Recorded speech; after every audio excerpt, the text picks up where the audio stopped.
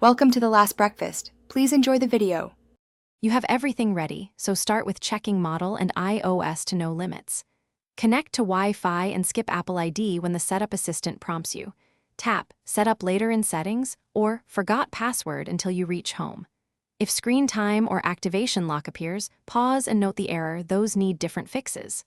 Once done, create a local user workflow.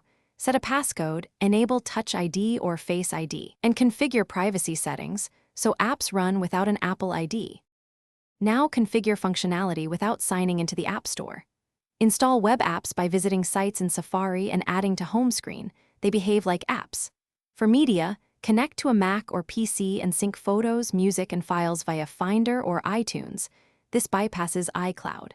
If an app requires a store account, consider browser alternatives or enterprise/sideload solutions for advanced users. Make sure location, background app refresh, and notifications are set to your preference so the device is useful right away. Finish by tightening settings.